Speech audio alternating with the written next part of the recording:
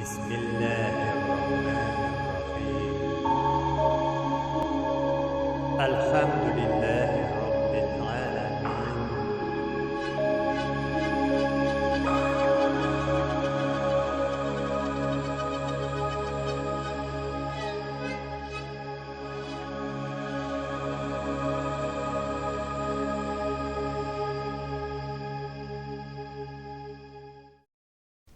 أعوذ بالله من الشيطان الرجيم بسم الله الرحمن الرحيم Assalamu alaikum wa rahmatullahi wa barakatuh. Muhtaram Müslüman kardeşler. Кичине чагыбыздан ислам дини турында безгә якты матур хатирәләр калды. Күбебез өчен динебез бәйле гайд бәйрәмнәре белән. Һәм күбебез өчен ул бәйле Корбан гайды белән. Ни өчен дигәндә, бөтен кеше дә ураза тотып бетерми. Бигрәк тә Совет чорларында, я булмаса 90-нчы елларда әле без уразаның кирәк икәнен, я булмаса аны тотмасаң гынахлы була икәнен аңлап бетерми идек. Шуңа күрә бөтенебез дә бәйрәм итәргә тырыша идек, үзебезгә якын булган бәйрәмне Корбан гайдләрен. Корбан гайды турыдан-туры бәйле корбан чалу белән. Кемнең мөмкинчелеге бар, кемнең сарык алырга матди мөмкинчелеге бар. Һәм шулай ук инде урыны бар яки малы бар. Бу үч кешеләргә корбан чалу мәҗбүри булып санала. Моны кылмаган кеше гынахлы булып китә. Һәм без аның гынах түгел икәнен уйлап та тормыйча корбанны чалырга тырыша идек. Бу бит кирәкле эш, ата-бабаларыбыздан васыят итеп калган эш дип моңа карый идек. Һәм бу чыннан да шулай. Аллаһы Тәгалә күңелләребезгә нур бирә, Корбан гайдын яратканыбызга, шушы бәйрәмгә якын булырга тырышканыбызга. Аллаһы Тәгалә безгә бу бәйрәмнәребезне тагын да киләчәктә бәйрәм итәргә насыйп итсә иде. Инде менә Корбан чалуның да әһәмияте турында бераз сөйләшеп китсәк иде. Ни өчен дигәндә, сарык чалабыз, Корбан чалабыз, һәм соңгы вакытта сарык чалу бик күп мәсьәләләр, бик күп сораулар тудырды. Кемдер әйтә, сез мөселманнар бигрәк йырткыч икән ди. Сез тере хайванны балалар, кешеләр күз алдында жәлләмичә чаласыз ди. Аннан соң шушы сарыкларның пычраклары урамда аунап ята ди. Бу нәрсә инде? Корбан бәйрәмнәрендә миллионлаган җанның сез башына җитәсез дип, шундый сүзләрдә йөри иде. Мөхтәрәм кардәшләр, һәрбер нәрсәгә төрле яктан карарга була. Инде Корбанга килгән вакытта biz bu эшне кан күрер өчен яки канга сусаган өчен эшләмибез. Аллаһы Тәгалә риза булсын, ул кушкан өчен эшлибез. Аллаһы Тәгалә Коръәни Кәримдә дә әйтә: Бисмиллаһир-рахманир-рахим, фасалли лираббика ванхар. Раббыңа намаз укы, дуга кыл һәм корбан чал ди Аллаһы Тәгалә пәйгамбәребез саллаллаһу алейхи ва саллямга. Шулай ук мөхтәрәм кардәш дип әйтәм, Аллаһы Тәгалә сине бит бәйләп куйды корбан белән борын гасырлар Ибраһим алейхиссалам вакытлары белән. Менә шуны онытмасак иде без.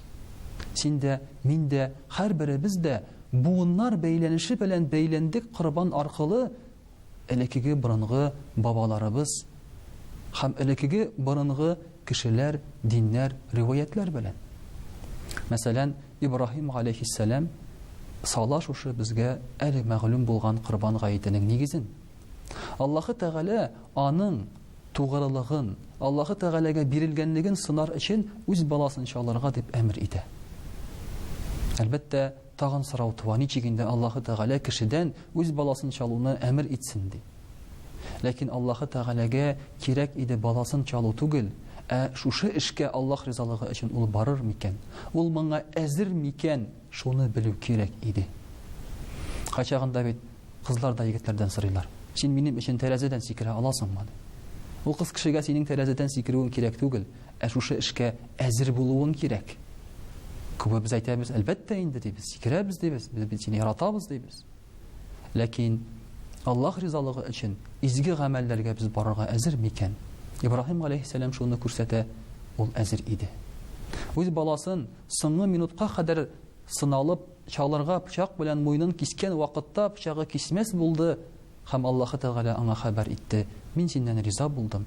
Күрдем тугрылыгыңны. Инде хәзер шушы тугрылык билгесе итеп сарык куй чалыгыз һәм шушы бәйрәмгә нигез салыгыз" диелде. Шуңа күрә корбан чалу ул кан кую түгел. Аллаһ Тәгаләгә тугрылык билгесе, буйсынганлык билгесе. Шуңа күрә корбан дигән сүзнең мәгънәсе дә ул якын булу, якынаю дип тәрҗемә ителә. Кемгә? Аллаһ Тәгаләгә. Һәм әлбәттә инде корбан чалган вакытта без бөтен матур гадәтләрен китереп чалабыз. Сарыкны җәлләп, тәкбирләр әйтеп, аның күз алдында пычак кайрамыйча, я булмаса пычакларыбызны яшереп кенә, бер сарык чалганда икенче сарык күрмәсен өчен тырышабыз. Әгәр шушы тәртипләр сакланмый икән, бу тәртипләрнең сакланмаганына ислам дине гаепле түгел, ә кешеләрнең әдәпсезлеге гаепле. Шуңа күрә каядыр урамда хайван башлары аунап ятса, яки каядыр без корбан чалганда пычраклык күрәбез икән, моның сәбәбе мөселманнар үзләре, ислам дине түгел. Мөхтәрәм кардәшләр, шулай ук корбан чалуның бик матур бер тагын мәгънәсе бар. Мәсәлән, корбан ул Аллаһ Тәгаләгә каршы, менә Аллаһ Тәгалә каршында бирелгәнлекнең зур бер билгесе.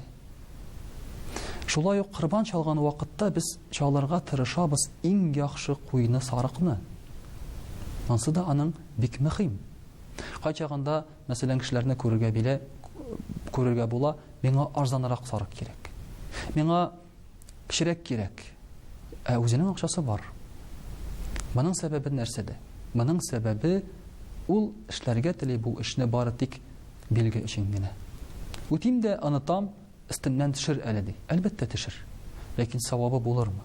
Пәйгамбәрбез саллаллаһу алейхи ва саллям әйтә бит: корбанны чалган вакытта аның каны җиргә тамганчы сезнең гөнаһларыгыз кичерелә ди. Шулай ук шушы хайван үзенең мәгезләре, йоннары, сиякләре белән кыямәт көнендә килеп сезгә шәфәгать кылыр ди. Ягъни сезнең гөнаһларыгызны кичерелүгә сәбәп булыр ди. Һәм шулай ук әгәр игътибар итсәк, Аллаһ Тәгалә әйтә Коръәни Кәримдә: "Миңа сездән кан да, ит тә, сиякләр, тояклар, йоннарда кирәк түгел ди.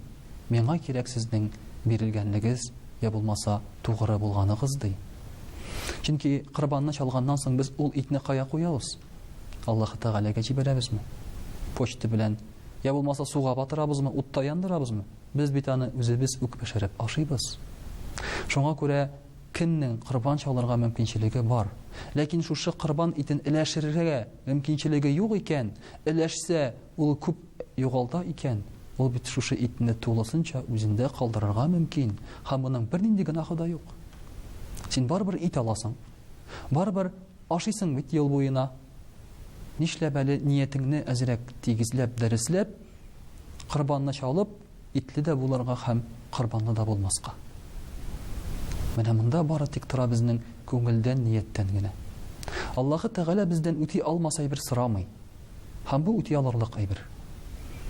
Бит елга бер тапкыр 5000-гә, 6000-гә сарык алып чалу ул авыр әйбер түгел. Без ул 5-6 меңне бер ел эчендә кая гына куймыйбыз. Ел сайын телефон алыштырырга мөмкин без 30 меңгә. Акча җәлләмибез. Ә без аңа 5-6 сарык алып чалган булыр идек. Плазменный телевизорлар алып куябыз. Кир юу машиналары алабыз. Булар бит безгә бөтенесе кирәк. Ә нишләп соң әле корбанны да без кирәк дип санамаска? Я булмаса ул 5-6 меңгә без ел буена сушига гына акчаны тотырга мөмкин. Китәме? Китергә мөмкин. Бер суши алып ашау, мәсәлән, уртача 1 меңгә төшсә, димәк, син 5 тапкыр ашавың бер сарык дигән сүз. Әзрәк менә шушы өстенлекләрне, фазиләтләрне сайлый белеп, дөрес үзебезгә максатлар куя белсәк иде. Һәм елына бер тапкыр Аллаһ Тәгаләгә якынаям дип корбаннарыбызны да чалсак иде, мөхтәрәм кардәшләр. Һәм менә шушы корбан аркылы Аллаһ Тәгалә безнең гөнаһларыбызны кичерәйтеп һәм үзенә якынайтуы, менә шунысы аның кадерле. Күңелгә килгән шушы хисләр кадерле, ата-бабаларыбыздан калган шушы истәлек кадерле. Һәм моны югалтмау, Аллаһка шөкер, үзебезнең әле мөселманлыгыбыз бар, татарлыгыбыз, динебез көчле икәнен аңлатуның бер билгесе. Вассаламу алейкум ва рахматуллахи ва баракатух.